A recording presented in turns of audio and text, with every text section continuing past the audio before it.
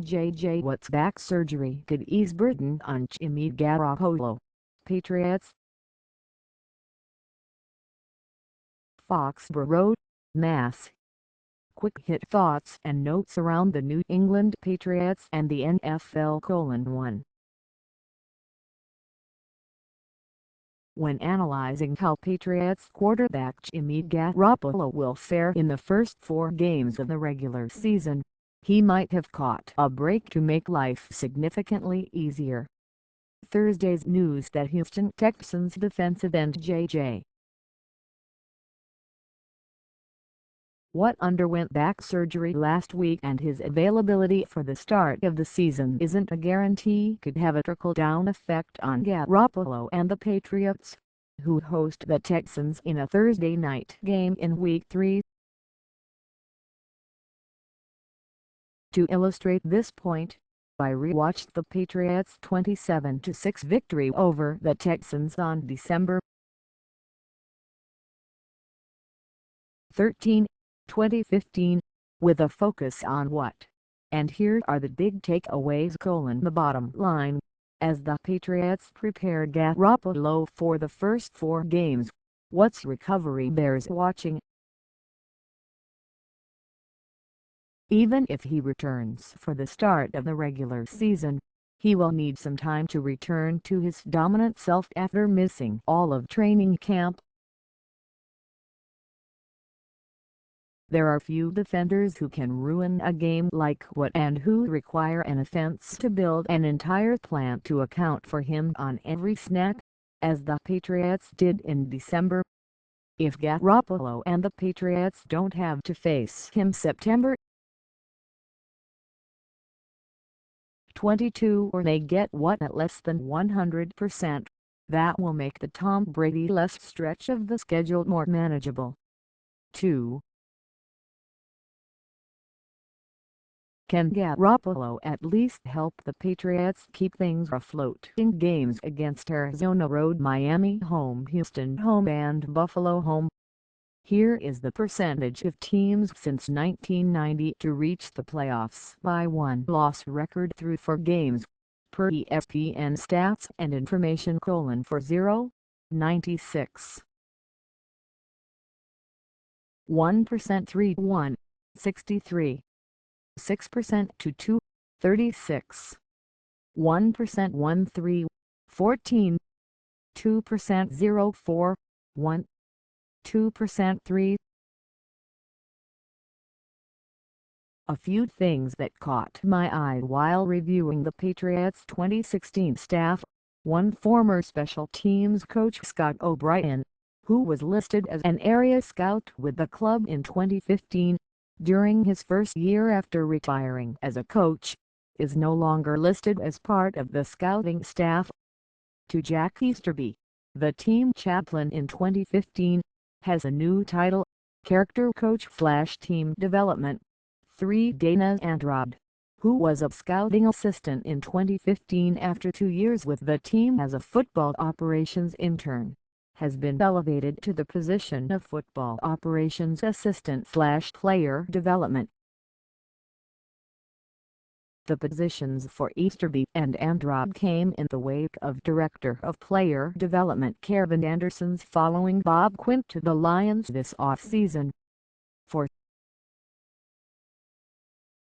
The front offices of the Cleveland Browns and Chicago Cubs have maintained a cross-sport connection, which was highlighted this month when, I'm told, the Browns contingent traveled to Wrigley Field on a retreat to take in a Cubs game.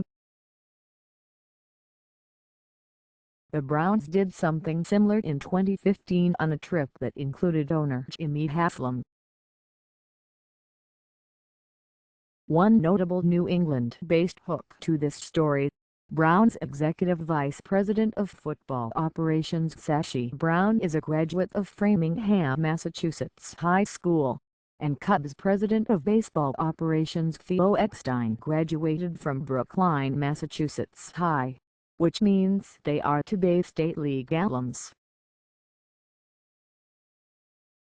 Much like Epstein helped the Red Sox end their World Series drought after 86 years, Brown is hoping to build a team that helps the Browns win their first Super Bowl championship.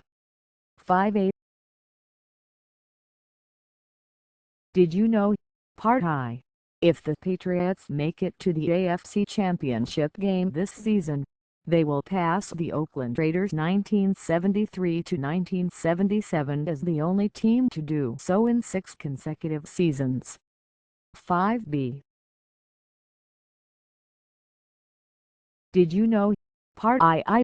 The Patriots have won 7 straight division titles 2009 to 2015. If they win the AFC East again this year, they will pass the Los Angeles Rams 1973-79 for most consecutive division titles in NFL history. 6.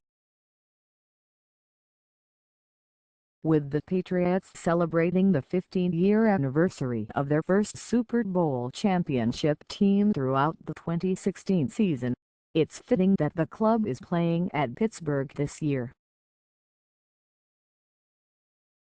In 2001, the Patriots beat the Steelers 24-17 in the AFC Championship game at Pittsburgh, with Drew Bledsoe filling in for an injured Brady and 2 special teams plays Troy Brown 55-yard punt return for a touchdown, 49-yard return of a blocked field goal for a TD. The top storylines. Prior to his no-huddle show last week, I had the chance to ask Steelers quarterback Kordell Stewart 1995-2002 what he remembers most about that Patriots team and game. It was a time when our country was going through 9/11, a very patriotic season across the board. They put forth a good team effort, and that's a true testament to the coaching staff.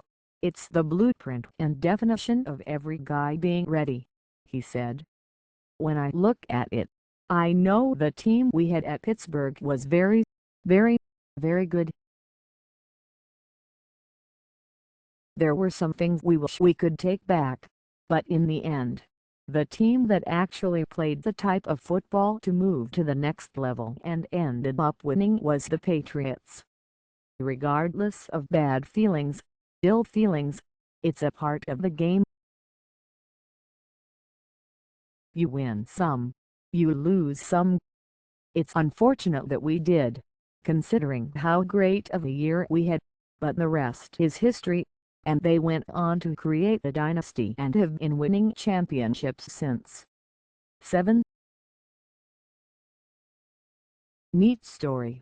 Stewart, now 43, was 3 credits shy of his college degree at Colorado when he entered the NFL with the Steelers in 1995. He had 117 and needed 120. He just completed the final 3 this off-season, as he was back on Colorado's campus because it couldn't be done online. He told me that it was important to him because of the message it sends to his 13-year-old son, Fire, with whom he lives in Atlanta. To go back to a classroom setting 20 years plus after I was out of school, to sit there with 18 and 21-year-olds, that was one of the hardest things to do, he said. But my son inspired me to go do this. I can't preach to him how important it is to get his education when daddy doesn't have his completed. 8.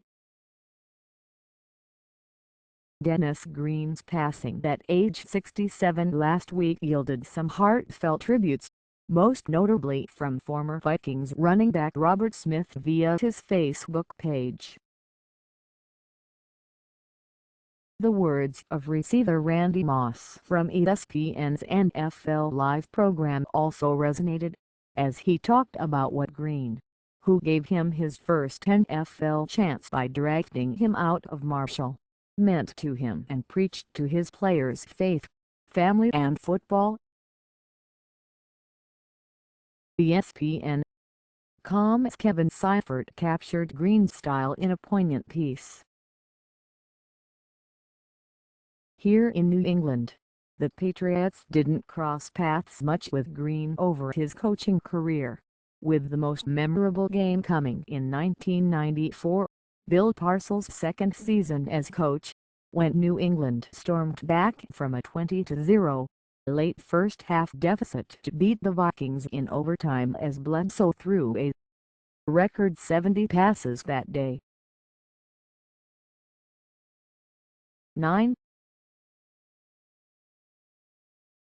ESPN's hiring of Moss as an analyst on Sunday, NFL Countdown, Monday Night Countdown and Super Bowl coverage sets up the possibility for something that could be unique and insightful from a Patriots perspective. Moss and Teddy Bruschi working together. Sign me up for that. Moss is one of the most fascinating athletes and personalities to come through the Patriots locker room, and my 2008 trip to his native West Virginia to profile him remains an unforgettable experience. 10. Here's a quick feel for what to expect with Patriots training camp this week. Rookies officially report Sunday, and all veterans are due to report Wednesday. Quarterbacks and players returning from injuries annually report early as well. Media coverage officially kicks off at 11:30 a.m. yet Wednesday, when assistant coaches will be available to reporters, along with captains Devin McCourty and Matthew Slater.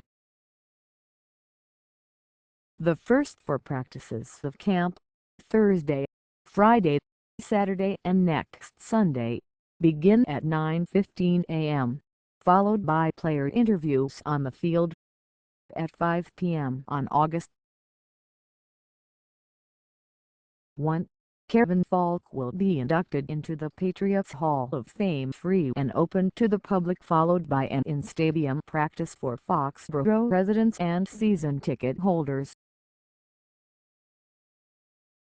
Extra point, special thanks and a good luck shout out to John Zimmer as he departs his position as Director of AFC Communications in the NFL office for a job outside football.